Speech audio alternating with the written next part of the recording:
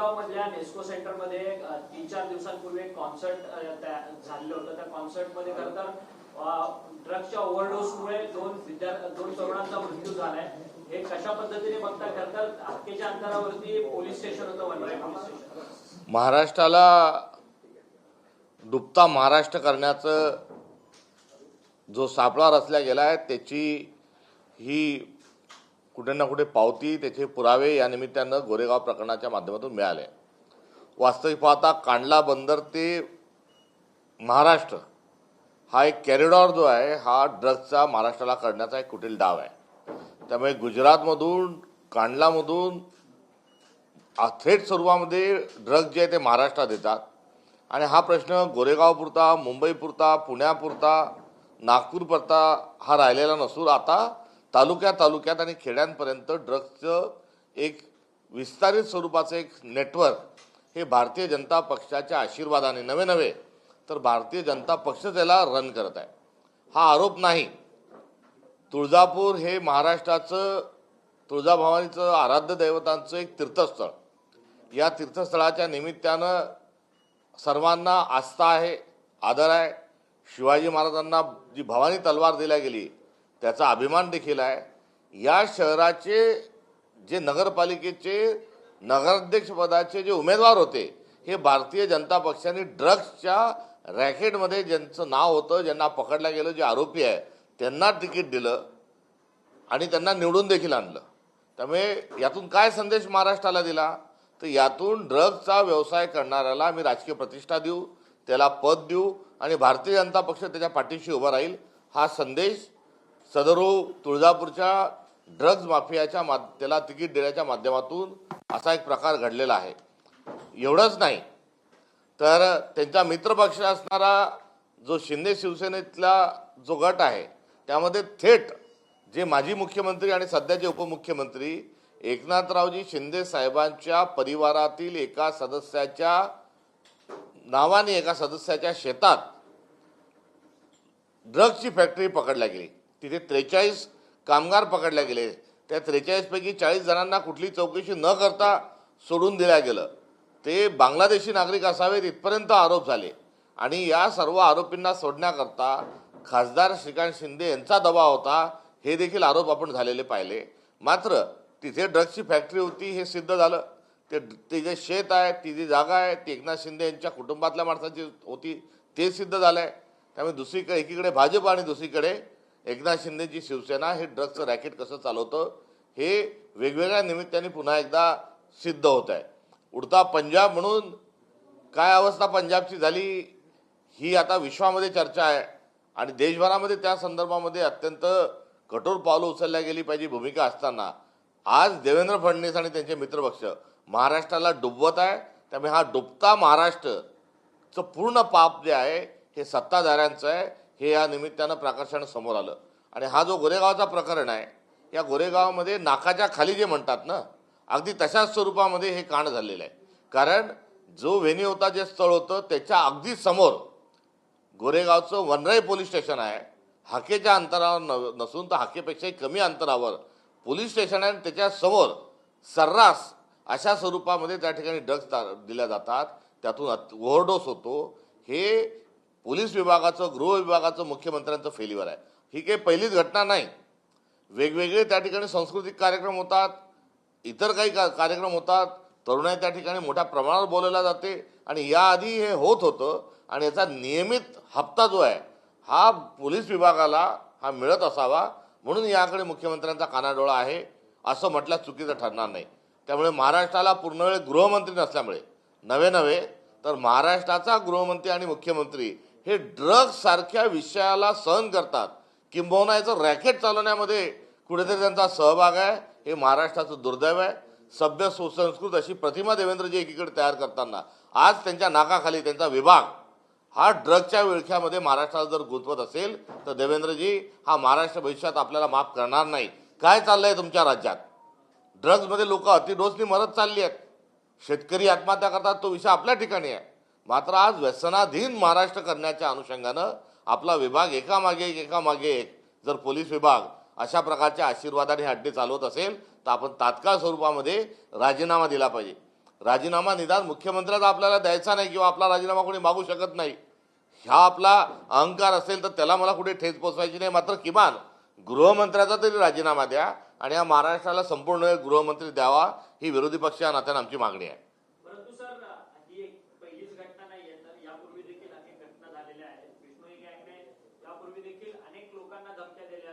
शेवटी रोहित शेट्टी यांच्या घरावर यांना धमकी असेल, शाहरुख खानच्या सलमान खानच्या घरावरती गोळीबार असेल, बाबा सिद्दीकीची हत्या असेल. खरं तर एकीकडे हे ड्रग्सचं प्रकरण असेल, राज्यात संपूर्ण अशांतता आहे का, आणि गृहमंत्री हे फेल्युअर आहेत? गृहमंत्र्यांचं फेल्युअर वेगवेगळ्या माध्यमातून येत आहे. मात्र या संदर्भात गुन्हेगारीचा हा जो विषय आहे त्या ठिकाणी तर त्यांचं फेल्युअर आहेच. मात्र ड्रग्सच्या प्रकरणामध्ये त्यांची जे फेल्युअर आहे ही या निमित्तानं महाराष्ट्राची अब्रूची लक्तरं जी आहेत ती वेशीवर टांगल्या गेलेली आहेत. पहिले मुंबईमध्ये गँगवॉर होती, सिनेदृष्टीपर्यंत त्याचे कुठेतरी पाळंमुळं आहेत हेच बोलल्या जात होतं. कुठे सरळ सरळ एन्काउंटर होत होते. महाराष्ट्र सगळा त्या संदर्भामध्ये त्याची चर्चा असताना गतकाळामध्ये सदरक्षणार्थ आणि खलनिग्रहणार्थ ही भूमिका घेत असताना महाराष्ट्रातला हा जो टोळी युद्ध आहे, ही गँगवॉर जे आहे ते थांबवण्यामध्ये गत सगळ्या सरकारनं आणि पोलीस विभागाला यश आलं होतं. मात्र देवेंद्रजींच्या निमित्तानं आता नवीन डॉन आणि नवीन धमक्या यायला लागल्यात. कुठे विमानतळाच्या यायला लागल्यात, कुठे अजून ठेकेदारांना यायला लागल्यात. बाबा सिद्दीकी साहेबांचा झालेला जो खून आहे त्या खुनाच्या निमित्तानं कुठेही अद्यापर्यंत पुढे गोष्टी गेल्या नाहीत. आणि नवीन नवीन ज्या टोळ्या आहेत त्या या डोकं वर काढतात आहेत, या स्वतः डोकं वर काढतात आहेत का यामागे देखील देवेंद्रजी आपला आणि भारतीय जनता पक्षाचा हात आहे, इथपर्यंत आता आरोप करण्याची वेळ आलेली आहे. आणि ही वेळ आरोपाची जरी एका बाजूला असली तरी दुसऱ्या बाजूला महाराष्ट्राच्या कायदा आणि सुव्यवस्थेचा पूर्ण वाटोळं हे आपल्या गृहमंत्रीपदाच्या कारकिर्दीत झालेलं आहे. संसदेचं अधिवेशन सुरू होत आहे. डिलिमिटेशन असेल किंवा महिलांच्या धोरणाबाबतीतले मोठे निर्णय घेतले जाणार आहेत. मुख्यमंत्री फडणवीस यांनी स्पष्ट केले की सगळ्या पक्षांचे प्रदेशाध्यक्षांनाही पत्र पाठवलं जाणार आहे. तुम्ही काँग्रेसचे प्रदेशाध्यक्ष पाठिंब्यासाठी तुम्हाला पत्र आलंय का आणि तुमची भूमिका काय? नाही, मला कुठल्याही प्रकारचं पत्र अजून आलं नाही. मात्र या संदर्भामध्ये महिलांच्या आरक्षणाचं जे विधेयक येत आहे त्याबद्दल आम्ही आनंद व्यक्त करतो. महिला विधेयक जे संसदेमध्ये येत आहे हे काँग्रेस गेल्या अनेक दिवसांपासून त्याचा प्रयत्न करत होती. किंबहुना हे काँग्रेसचंच एक बिल आहे आणि ते बिल पारित जर होत असेल तर त्या बिलाला निश्चित स्वरूपामध्ये काँग्रेसचा संपूर्ण पाठिंबा राहील. मात्र डिलिमिटेशनच्या माध्यमातून जर कुटील डाव काही आणला जात असेल तर त्या संदर्भामध्ये जागरूकता ठेवून डिलिमिटेशन म्हणजे नेमकं काय, डिलिमिटेशन म्हणजे या आपल्या भारतामध्ये प्रांतवाद लावायचे कुठेतरी कारस्थान आहे का, या भारताचे तुकडे करण्याच्या अनुषंगानं डिलिमिटेशनमधून काही होणार आहे का, हे सर्व बघण्याची आवश्यकता आहे.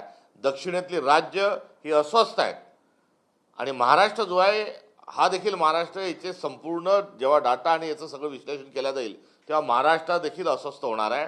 त्यामुळे पुढे चालून मराठी ही संपवण्याच्या अनुषंगानं, इथला भूमिपुत्र महाराष्ट्राचा संपवण्याच्या अनुषंगानं, महाराष्ट्राचा गायपट्टा करण्याच्या अनुषंगानं हा भाजपचा कुटील डाव असू शकतो. हे या निमित्तानं सांगत असताना डिलिमिटेशनच्या संदर्भात योग्य चर्चा झाली पाहिजे. त्याचा जो डाटा आहे, त्याचं जो एकंदरीत माहिती आहे, त्याचा एकंदरीत प्रस्ताव जो आहे तो पब्लिक डोमेनमध्ये असला पाहिजे. त्याची जनसुनवाई झाली पाहिजे. ते संसद सदस्यांना देत नाही आहेत तर जनतेला काय देतील. मात्र जनतेपासून जनसुनवाईच्या माध्यमातून हा सर्व प्रवास झाला पाहिजे. आपल्या संविधानामध्ये एकूण 22 अनुसूची 8 मध्ये एकूण 22 भाषा आहेत आणि या सर्व भाषांनी हातात हात घालून त्या राहिल्या पाहिजे. प्रत्येक भाषेचं एक महत्त्व आहे आणि प्रत्येक भाषेचं संरक्षण आणि संवर्धन झालं पाहिजे. त्यामध्ये मराठी भाषा देखील आहे. मात्र डिलिमिटेशनच्या आडून जर मराठीच्या छातीत खंजीर खुपसण्याचा प्रयत्न यामध्ये जर असेल तर काँग्रेस सहन करणार नाही. सर, ही सगळी प्रकरणं होत असताना अशोक खरातचं प्रकरण देखील सातत्यानं राज्यामध्ये वर येताना पाहायला मिळतंय. अशोक खरातांबरोबर राज्यातले बडे अधिकारी असतील, बडे नेते असतील, या सगळ्यांचा नेक्सस होता आणि या सगळ्यांचे संबंध होते. परंतु अद्याप देखील या कोणत्याच अधिकाऱ्यांची किंवा राजकीय नेत्यांची खरात सोबतच चौकशी होत नाही. पॅरलल हा सगळा कुठेतरी संशयाचा भाग तर आहेच आहे. कारण हे प्रकरण गृहमंत्र्यांना अर्थात मुख्यमंत्र्यांना त्याची कल्पना येऊन 8-9 महिने झालेले होते. मात्र त्यांनी जे टायमिंग निवडलं ते एकनाथराव शिंदे साहेब दिल्लीला गेले, 1.5 घंटा पंतप्रधानांसोबत बसले. त्या विषयाची हवा काढण्याकरता त्या टायमिंगनी त्यांनी प्रकरण पुढे काढलं. नंबर 1. नंबर 2, 53 जे व्हिडिओ आता आहेत ते जाणून बुजून काहीच व्हिडिओ पुढे त्यांनी टाकले, बाकीच्यांना वाचवण्याचा प्रयत्न त्या ठिकाणी करत आहेत. एकूण संपूर्ण त्यांच्याजवळ असणारा डाटा आणि त्यातला जो एकंदरीत सर्व जो किळसवाणा प्रकार आहे तो समोर यायला सिलेक्टिव्ह काम तिथे केलं. नंबर 2. नंबर 3, या प्रकरणाला थेट निर्णयापर्यंत नेऊन न देता हे प्रकरण कुठेतरी चघळून याची जी एक चर्चा जे गॉसिप महाराष्ट्रामध्ये निर्माण केलं जात आहे, त्यामुळे कायद्याचं काम करत असून कुठेतरी फिलर्स दिल्या जातात आहे, सांगितलं जात आहे लोक चर्चा केली पाहिजे, ते व्हिडिओज कुठे आहेत काय आहेत याची मागणी क्रिएट केल्या जाते. त्यामुळे एखाद्या किळसवाण्या प्रकरणाला तुमच्या राजकीय कुटील डावाच्या माध्यमातून जर खतपाणी घातल्या जात असेल, लोक दीर्घकाळ ते प्रकरण जर चघळत असतील, त्याची आंबट शौकीन त्या प्रकरणाच्या अनुषंगानं काही त्याच्या क्लिप्स व्हायरल करण्याच्या गोष्टी करत असतील तर मुख्यमंत्री महोदय हे बरं नवं. यामध्ये एक गाव 2 तुकडे करा, सगळा डाटा येऊ द्या, सगळी टीम पाठवा, आपण एक त्या ठिकाणी SIT लावली आहे ती सशक्त करा, SITचा आकार वाढवा, ती फास्ट करा, फास्ट कोडकडे टाका आणि या घाणेरड्या या नालायक या विचित्र विकृत या खरात प्रकरणाचा फडशा ताबडतोबीनं पाडा. खरात प्रकरणाच्या निमित्तानं खरातला मारून टाका, याची कशाला तुम्ही चौकशी करता असंही सांगण्याचा प्रयत्न हा भाजप धार्जिण्या काही लोकांकडे केला जातो. त्यामध्ये ते तथाकथित किडे गुरुजी पण त्यातलाच एक भाग आहे. त्यामुळे त्यांना का मारून टाकायचं, तर यातले जे खरे दुवे जे आहेत, त्यातले खरे जे पुढारी आहेत, जे सत्ताधारी पक्षाचे आहेत, जे चांगल्या क्रीम पोस्टिंगवर असणारे जे अधिकारी आहेत त्यांना वाचवायचं आहे. त्यामुळे हे एकंदरीत जे सगळं चाललंय हे सगळं चालणं एका सभ्य समाजासाठी हे योग्य नाही आणि या प्रकरणाला लवकर जर आपण त्याचा निपटारा केला नाही तर याचे फार वाईट परिणाम हे महाराष्ट्राच्या मनावर होतील. त्यामुळे याही प्रकरणात जसं आपण ड्रगच्या संदर्भात करतात, मुख्यमंत्री महोदय कृपा करून या खरात प्रकरणाचा एकदा फडशा पाडा आणि कायदा काय असतो हे महाराष्ट्राला दाखवून द्या. त्याचं एन्काउंटर केलं जाऊ शकतं असं हो, कायदा काय असतो तो दाखवून द्या, म्हणजे एन्काउंटर पण होऊ शकतो. ही जी शंका होती ती यामध्ये आपसूक आली आहे. प्रणिती शिंदेंनी तशी शक्यता व्यक्त केली. त्यांना मारून टाका ही मागणी करायची, त्याला खावा घालायची. जे किडे गुरुजी जे आहेत ते किडे गुरुजी कोणाच्या पाया पडतात आणि किडे गुरुजींचे भक्त कोण आहे उभ्या महाराष्ट्राला माहिती आहेत.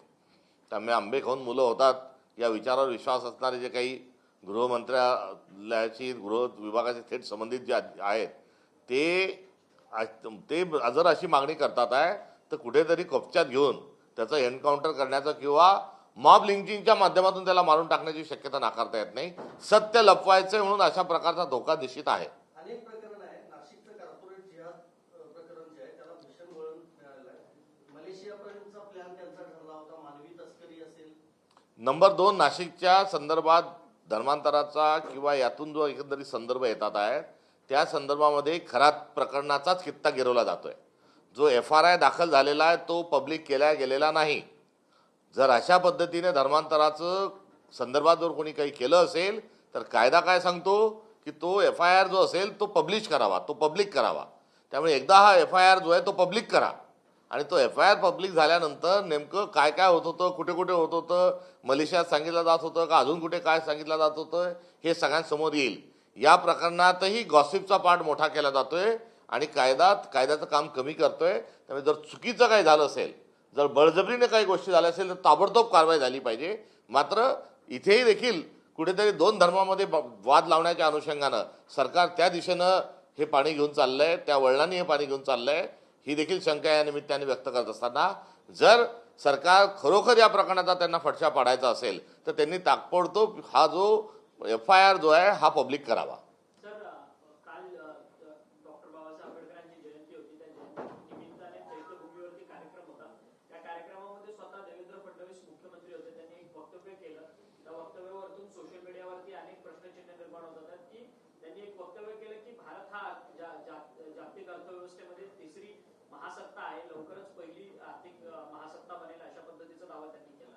मागे काही महाराष्ट्र हा काय कोणत्या एक देश जो आहे वरून त्याची आणि भारताची महाराष्ट्राची अर्थव्यवस्था एकसारखी आहे असं देखील एक वक्तव्य त्यांनी केलं होतं. त्यामुळे त्यांच्या वक्तव्याच्या अनुषंगानं काय आता मी एवढंच म्हणेल की अमर्त्य सेन आणि डॉक्टर बॅनर्जी यांना दोघा जणांना जो आहे नोबेल अवॉर्ड मिळाला होता अर्थशास्त्राच्या दृष्टिकोनातून. आता त्याच दिशेनं देवेंद्रजींचा प्रवास चालला आहे. त्यांच्या या प्रवासाला शुभेच्छा. मात्र शेतकरी रोज आत्महत्या करतोय, युवा जो आहे, तरुण जो आहे त्याला रोजगार नाही. एकंदरीत महाराष्ट्रामधली सर्व परिस्थिती ही अत्यंत सोशो इकॉनॉमिकली चिंताजनक झालेली आहे. त्यामुळे महाराष्ट्र हा आणि भारत शेतकरी आत्महत्यात 1 क्रमांक, बेरोजगारीत 1 क्रमांक, ह्युमन डेव्हलप इंडेक्समध्ये त्याचा नंबर दरवेळेस कमी कमी घसरत चालला आहे. हे सर्व जे आकडे आहेत या आकड्याच्या संदर्भात देखील त्यांनी महाराष्ट्राला, भारताला आणि जगाला मार्गदर्शन करावं. सर, वरळीमध्ये काल जे आहे भीम जयंती साजरी करत असताना पोलिसांनी अडवणूक केली आणि गोंधळ जो आहे तो त्या ठिकाणी उडाला आणि त्याच्यानंतर गोंधळानंतर पोलिसांनी 12 वाजेपर्यंत परवानगी दिली. या घटनेकडे तुम्ही कसं बघता? वरळीमध्ये गेली 70 वर्ष झालं भीम जयंती मोठ्या उत्साहात साजरी केली. कोणतेही सण, जयंती, उत्सव साजरे करत असताना सुप्रीम कोर्टांनी ध्वनी प्रदूषणाच्या अनुषंगानं आखून दिलेल्या नियमाची पालन हे व्हायला हवं. आणि ते पालन होत असताना जे वेळेची जी मर्यादा दिलेली आहे, जी मुभा दिलेली आहे, ती मुभा देखील सांभाळल्या जावी. मात्र वेळेच्या आधीच DJ बंद करणं, वेळेच्या आधीच कुठेतरी थांबवणं, अडकवणं आणि विशिष्ट ठिकाणी अडवणं आणि विशिष्ट ठिकाणी 10 वाजल्यानंतरही वाजवू देणं, हा जो पोलिसांचा जो आता मनमर्जी जो कारभार चालला आहे, त्यामुळे अशा प्रकारच्या घटना महाराष्ट्रात वाढतात आहे. महाराष्ट्र के ट्रांसपोर्ट डिपार्टमेंट ने एक ऑर्डर पास किया है कि 1 मई से ऑटो रिक्शा चलाने वाले और टैक्सी ड्राइवर जो है मुंबई, उनको मराठी अनिवार्य होगा और अगर वो नहीं बोल पाते हैं, लिख पाते हैं या बता पाते हैं तो उनका लाइसेंस रद्द किया जाएगा.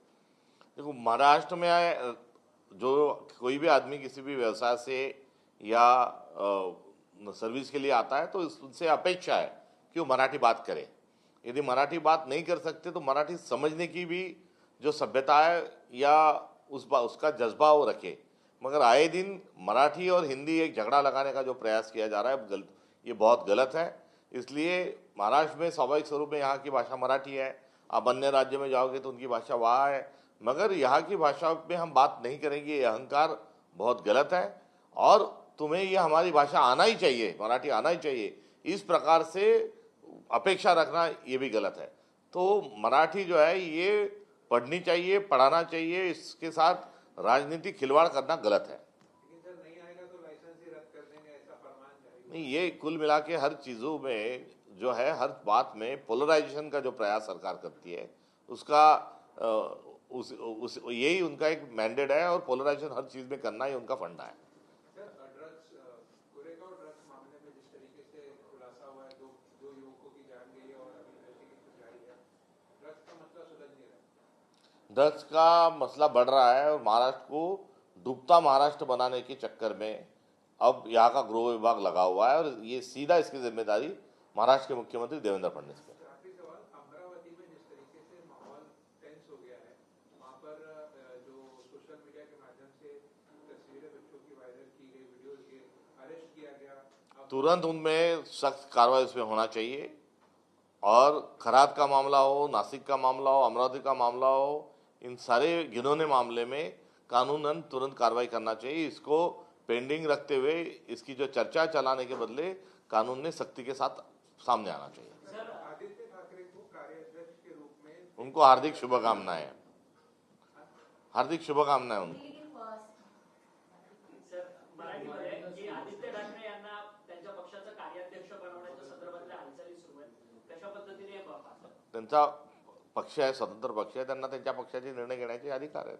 सर, या मुद्द्यावरून जे आहे ते ठाकरेला त्यामध्ये 2 मतमतांतर झाल्याचं पाहायला मिळतं. त्यांच्या पक्षाचा अंतर्गत ती बाब आहे. त्यामुळे त्या पक्षाच्या कोणत्याही निर्णयाच्या संदर्भात काँग्रेस म्हणून आम्हाला बोलण्याची काही आवश्यकता नाही असं मला वाटतं. सर, पण काल संभाजीनगरमधल्या भीम जयंतीच्या रॅलीमध्ये औरंगजेबांचा फोटो जो आहे तो एका तरुणाने झळकावलेला पाहायला मिळतोय. सातत्यानं अशा घटना ज्या आहेत त्या राज्यात होताना पाहायला मिळतात. त्या राज्यामध्ये बऱ्याचशा ठिकाणी सामाजिक तेढ निर्माण करण्याच्या अनुषंगानं सरकारमधली सत्ताधारी पक्ष जो आहे तोही अशा प्रकारच्या खोडसाळपणाच्या मुद्दे जो आहे तो उकरून काढून दंगली घडवण्याचा प्रयत्न करत आहेत, असं देखील अनेक ठिकाणी समोर आलेलं आहे. सर, बारामतीच्या पोटनिवडणुकीमध्ये काँग्रेस हा पक्ष प्रचाराला वगैरे जाणार आहे का? आधीच त्याची भूमिका स्पष्ट केलेली आहे. जी भूमिका आधी घेतलेली आहे तिच्यावर आम्ही ठाम आहोत. भूमिका न बदलणे हाच काँग्रेसचा बाणा आहे.